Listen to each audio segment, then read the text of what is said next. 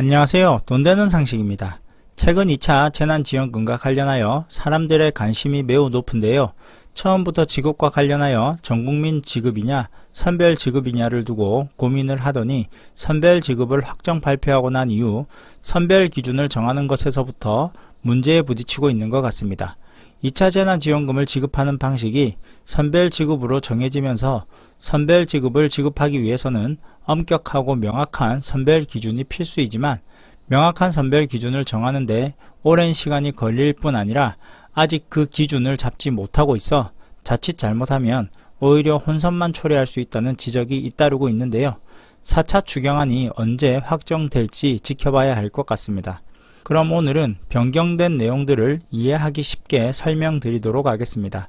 우선 7가지로 정리해서 설명을 드릴 텐데요. 시청하시면서 구독과 좋아요 꼭 부탁드릴게요. 구독과 좋아요는 영상 제작에 힘이 됩니다. 첫 번째로 소상공인 자영업자의 재난지원금 지원인데요. 정부는 소상공인 자영업자의 경우 사회적 거리두기 강화로 영업이 중단된 12개 집합금지 고위험시설 중 10개의 고위험시설 등에는 최대 200만원을 지급하기로 하고 12개 집합금지 업종에 포함되지 않고 오후 9시 이후에 실내 취식이 금지된 음식점, 카페 등에는 100만원을 차등 지급할 방침입니다. 이로써 업종 간의 형평성 문제가 논란이 되고 있는데요. 논란이 되면서 다시 한번 선별지급 내 보편 지원으로 방향을 바꾸었는데요. 이건 또 무슨 말이냐면 코로나 여파로 피해를 입은 소상공인과 자영업자는 실제 소득과 매출 자료를 따로 증명하지 않아도 2차 긴급재난지원금을 지원하겠다는 방침으로 바뀌었습니다.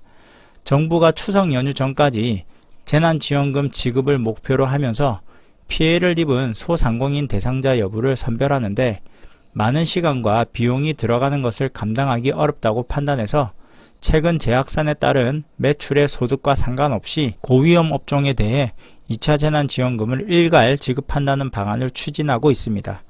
이 때문에 다시 한번 논란이 되었는데요.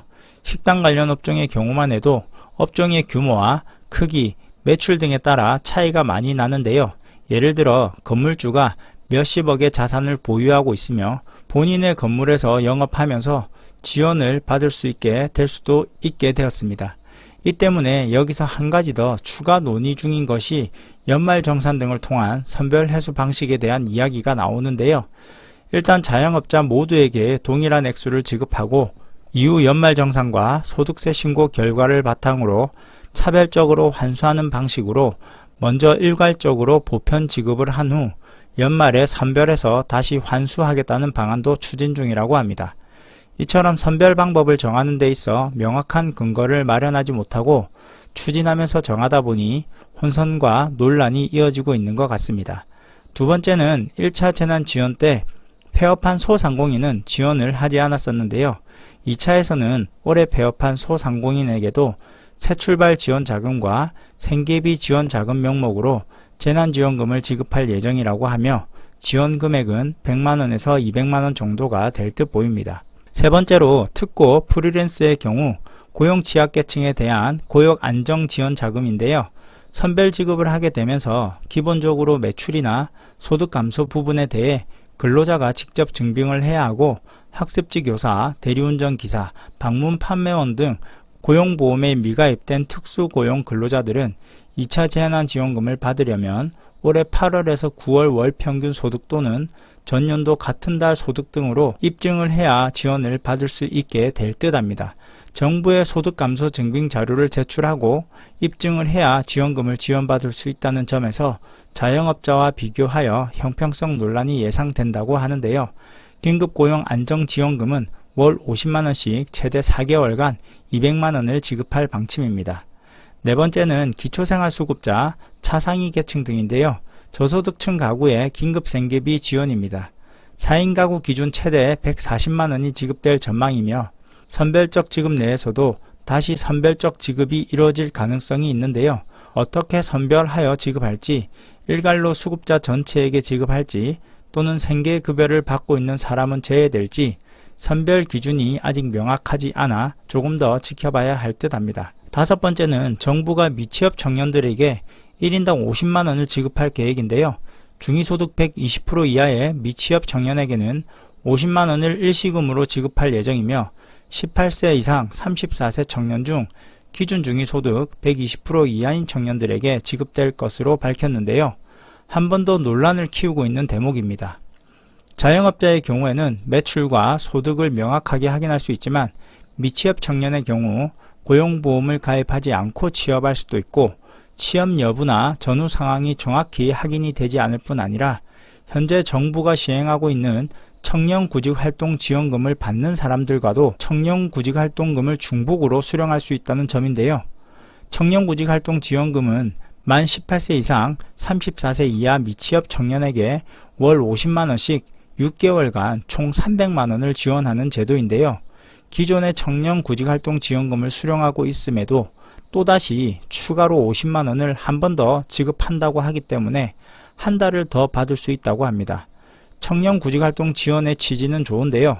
일회성 현금 지급은 오히려 실업을 장기화시킬 수 있다는 지적과 실업률을 높이는 부작용이 나타날 수 있다고 합니다. 여섯 번째는 40만원가량의 아동돌봄 쿠폰인데요.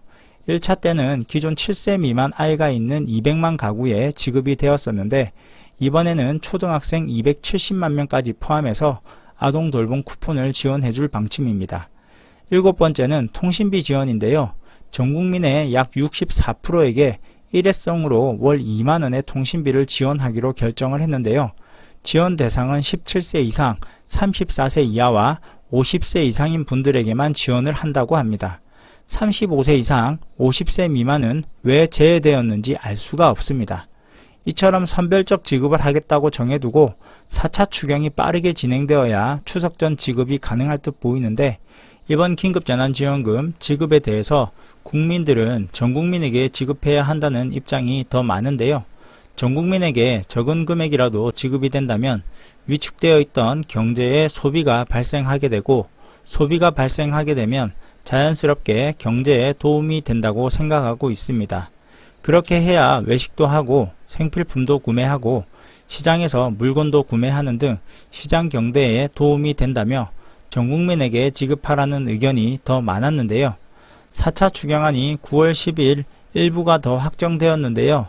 빠르게 통과되어야지만 이달 추석 전에 지급이 가능할 듯 보입니다.